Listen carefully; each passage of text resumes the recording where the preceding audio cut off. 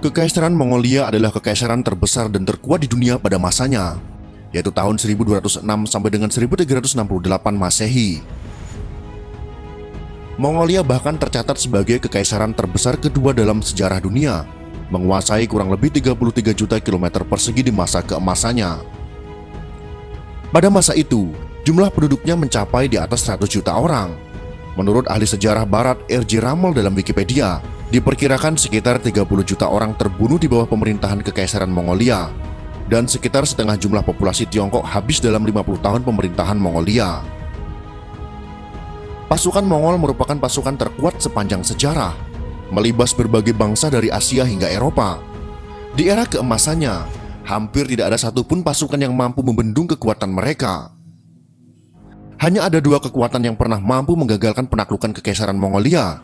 Apakah kita tahu dari mana kedua kekuatan yang mampu membendung pasukan Mongol tersebut?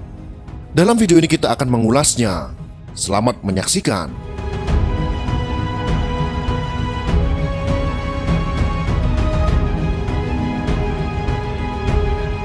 Dinasti Mamluk dari Mesir.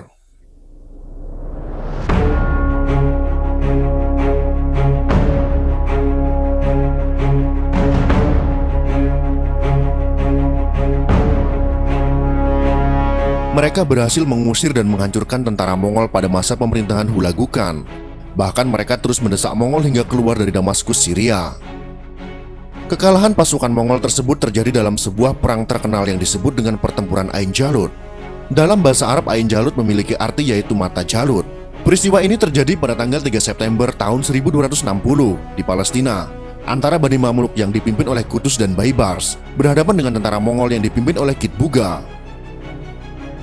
Pertempuran ini termasuk salah satu pertempuran yang penting dalam sejarah penaklukan bangsa Mongol di Asia Tengah, di mana mereka untuk pertama kalinya mengalami kekalahan telak dan tidak mampu membalasnya di kemudian hari, seperti yang selama ini mereka lakukan jika mengalami kekalahan. Pasukan berkuda Mamluk secara signifikan berhasil mengalahkan pasukan berkuda Mongol yang belum pernah terkalahkan sebelumnya. Pertempuran tersebut terjadi di Ain Jalut pada tanggal 3 September dengan kekuatan yang hampir sama, yaitu kurang lebih sekitar 20.000 tentara.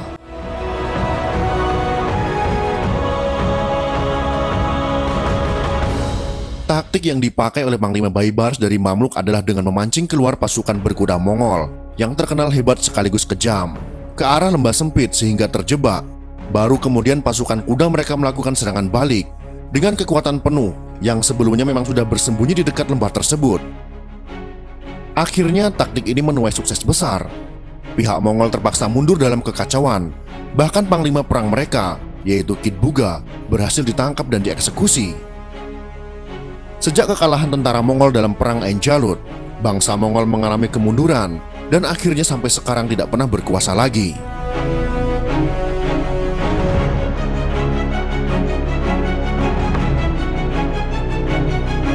Jawa, Indonesia.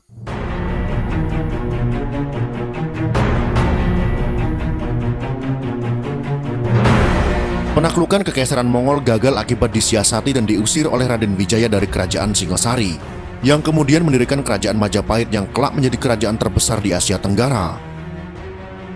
Peristiwa itu berawal di akhir tahun 1292 Masehi, ketika pasukan Mongol mulai dikirim untuk melakukan penaklukan ke Jawa. Karena duta besar mereka dipermalukan oleh kerajaan Singosari di bawah rajanya yaitu Kertanegara. Kerajaan Singosari yang merupakan kerajaan terkuat di Asia Tenggara saat itu menolak takluk kepada Mongol, bahkan melukai dan memotong telinga utusan Mongol tersebut. Pada tahun 1293, angkatan perang tersebut mendarat di Rembang dan kemudian melaju ke arah Jawa Timur. Pada saat mereka tiba, Jawa telah dipenuhi dengan kehancuran yang diakibatkan oleh perang saudara. Jauh sebelum angkatan perang Mongol tersebut tiba, kerajaan Singosari sendiri sudah jauh hari dihancurkan oleh kerajaan Kediri.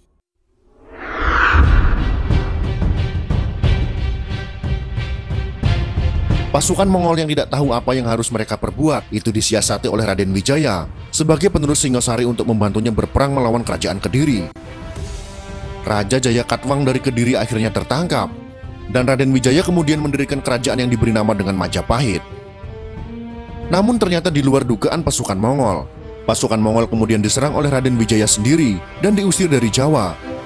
Panglima Mongol, yaitu Ikimese, yang sudah kehilangan lebih dari 3.000 tentara akhirnya memutuskan untuk pulang ke Mongolia dengan berbekal emas, budak, dan hasil rampasan perang lainnya dari Kediri. Namun setelah ia kembali, Kubilai Khan menjadi marah besar setelah mendengar kegagalan ekspedisinya. Panglima tersebut diberikan hukuman 16 cambukan dan setengah dari kekayaannya disita kerajaan.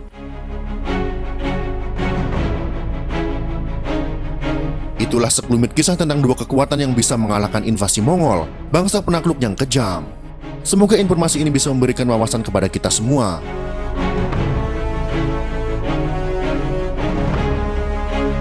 Jika kalian suka dengan video ini, silahkan berikan jempol ke atas. Dan jika kalian menganggap video ini bermanfaat, maka bagikanlah untuk teman-teman Anda yang lain. Terima kasih sudah menonton.